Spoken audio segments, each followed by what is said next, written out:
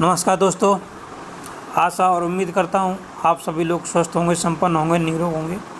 मैं डॉक्टर गुरबेंद्र सिंह आयुर्वेद के अनुभूत नुस्खे यूट्यूब चैनल के माध्यम से आज आपको एक और रोग के बारे में जानकारी देने जा रहा हूँ, जिसको प्लीहा वृद्धि बोलते हैं, तिल्ली का बढ़ जाना बोलते हैं। डॉक्टरों की भाषा में इनलार्जमेंट ऑफ स्प्लीन बोलते हैं इसको। तो इसमें क्या होता है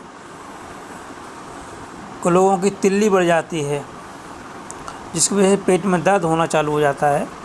तो सबसे पहले आप सभी इस चैनल को आयुर्वेद के अनुभूत नुस्खे इस चैनल को आप लोगों को सब्सक्राइब कर लें, लाइक कर लें, वो बेल आइकन को ज़रूर दबा दें ताकि आने वाली हमारी नोटिफिकेशंस आप तक पहुंचती रहें। हमारी सभी वीडियो बहुत ही ज़्यादा ज्ञानप्रद होती हैं, जिसमें आपको बहुत अच्छी जानकारियाँ मिलेंगी शुरू से लेकर के एंड तक। बीमारी का कैसे होती है, उसका कारण क्या है, उसके लक्षण क्या हैं, फिर उसके बाद उसका निदान कैसे हो सकता है, तो इन सब चीज़ों पर विस्तृत जानकारी देते हैं।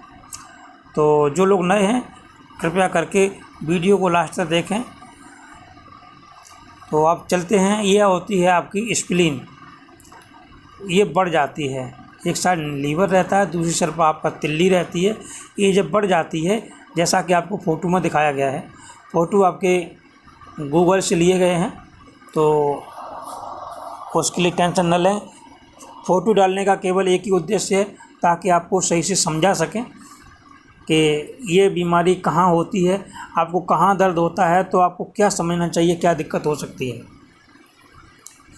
क्योंकि आप डॉक्टर के पास जाएंगे तो डॉक्टर आपको भ्रमित नहीं कर सकेगा कि आपको क्या बीमारी है। तो इसको हम प्लीहा का वृद्धि बोलते हैं, तिल्ली की वृद्धि बोलते हैं, स्प्लीन का एनलार्जमेंट बोलते हैं। इसका कारण क्या होता है?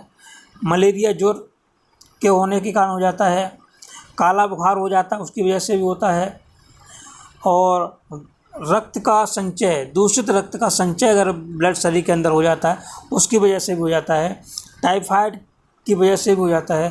तो अगर हृदय संबंधित कोई रोग है उससे भी ये बीमारी आपको पनप सकती है। स्त्रियों का जो मासिक धर्म होता है उसका बंद हो जाना या रुक रुक करके आना या कम मात्रा में आना, उसकी वजह से भी ये प्रॉब्लम बढ़ जाती है। इसमें क्या होता है, रोगी के बाईं ओर की जो पसलियाँ होती हैं वहाँ पर अगर आप हाथ लगाएंगे तो बड़ी हुई दिखाई देगी, और धीरे धीरे वो पूरे पेट में फैल जाती हैं और रोगी का पेट बढ़ने लग जाता है। इसका कारण जो है वो आपको ऊपर बता चुके हैं। हृदय रोग, टाइफाइड, बुखार, शरीर, मलेरिया की वजह से, बवासीर की वजह से भी अगर रक्त रुक जाता है तो उसके बाद हो जाता है, यानी मतलब दूषित रक्त बॉडी के अंदर संचित हो जाता है, उसकी वजह से भी आपको ये प्रॉब्लम हो जाती है। रक्त कैंसर की वजह से भी ये प्रॉब्लम देखने को मिलती है।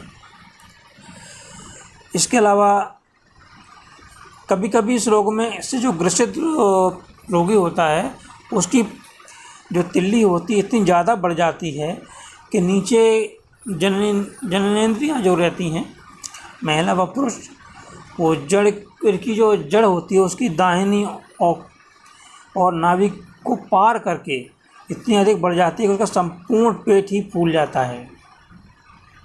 रोगी की भूख और प्यास जाती रहती है, रोगी को कब्ज हो जाता है, दस्त भी होने चालू हो जाते हैं, रोगी को खून की कमी हो जाती है, शरीर में कमजोरी आ जाती है, रोगी को धीमा ज्वर रहता है। इस जुराव के कारण उसको खून की कमी, कब्ज, मसूड़े तक फूल जाते हैं और शरीर के विभिन्न अंगों से रक्तस्राव भी हो जाता है। कभी कभी रोगी को उल्टियाँ भी हो जाती हैं। और इसमें क्या होता है, भोजन की जो नली होती है उसमें फट जाने का भी डर रहता है।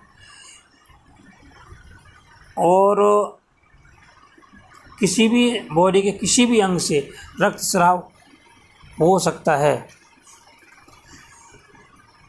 तो अब इसके कुछ जो चिकित्सा है उसकी तरफ चलते हैं। आप लोगों को ये सब समझ में आ गया होगा ये आखिर ये होती क्यों है। तो चलिए चलते हैं। एक दवा आती है बृहत लोकनाथ रस, इसका अगर सेवन कराते हैं तो आपकी ये समस्या है काफ़ी हद तक ठीक हो जाती है। इसके अलावा आपको कुटकी आती है, कुटकी, ये बहुत अच्छी दवा है इस रोग के लिए।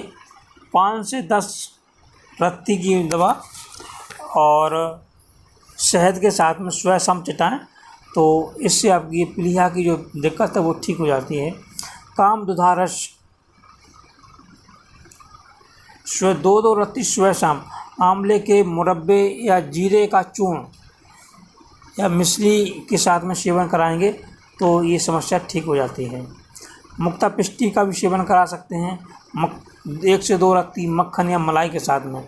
आंवले का मुरब्बा इस बीमारी में बहुत काम कर सकता है, तो मुक्ता पिष्टी के साथ में आंवले का मुरब्बा दे सकते हैं। इसके अलावा चंद्रकला रस आता है, तो चंद्रकला रस की 1 से 2 गोली सुबह शाम ठंडे पानी के साथ सेवन कराएं।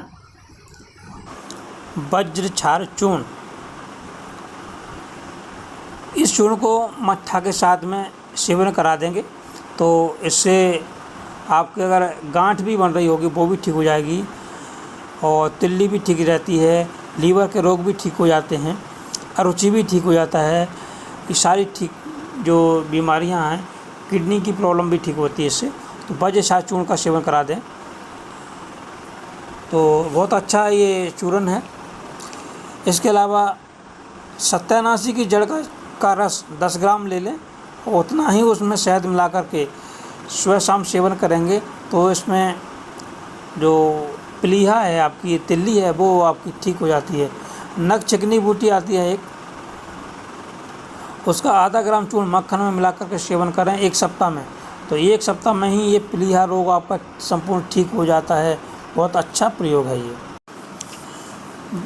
बिडंग्याद चूर्ण, इसमें क्या होता है, वायबिडिंग चित्रक 1 तोला, देवदारू 2 तोला लेकर के सबको कूट पीस के छान करके सुरक्षित रख लें।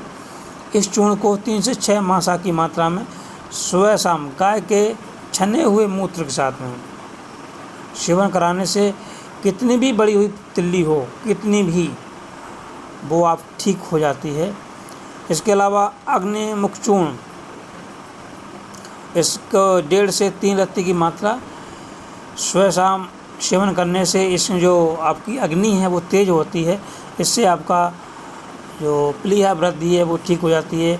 बवासीर भी ठीक होती है, अफारा, गोल्म, पांडु रोग, ये सब ठीक है उसकी ठीक होती हैं। किसी दिन अगर मौका मिलेगा तो अग्निमुख चूर्ण के बारे में विस्तृत जानकारी देंगे। यहाँ आपको थोड़ी थोड़ी जानकारियाँ दे रहा हूँ।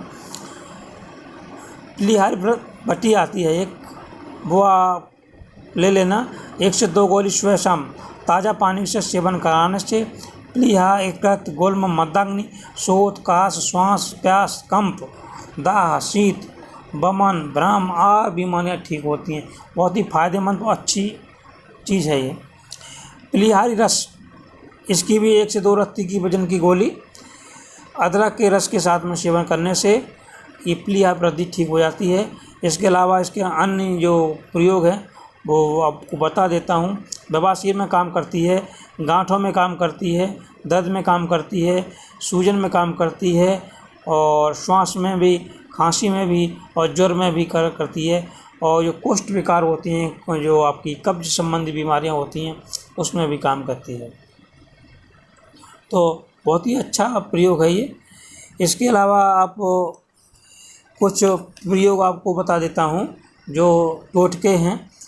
तो इसमें आपको क्या करना है, एक प्याज लेना है और उसको एक छेद करके गले में बांध देना है, तो जिससे तिल्ली बहुत ही जल्द गल जाती है। अगर रोगी अपना मूत्र 3 चुल्लू प्रातः सुबह कुछ दिनों तक सेवन करता है तो उससे भी तिल्ली रोग ठीक हो जाता है। दोस्तों आप लोग बताना यह वीडियो आपको कैसी लगी। अगर आपको ये वीडियो हमारी पसंद आई हो तो हमारे इस चैनल को सब्सक्राइब करें, लाइक करें, व लिंक को शेयर करें, व बेल आइकन को दबाना न भूलें ताकि आगे आने वाली वीडियो की नोटिफिकेशंस आप तक पहुंचती रहें हमारी, और आप बहुमूल्य जानकारियों से वंचित न हो पाएँ। जी धन्यवाद। इसके साथ में अगर आपको परहेज रखना है तो बहुत अच्छा रिजल्ट मिलता है। परहेज बहुत ज़रूरी है आयुर्वेदिक दवाओं में। तो तली हुई चीज़ें, खट्टी चीज़ें, बादी चीज़ें ने ये आपको बिल्कुल नहीं खाना है, और अधिक गरिष्ठ भोजन तो बिल्कुल नहीं लेना जी। धन्यवाद। जय माता दी, जय महाकाल।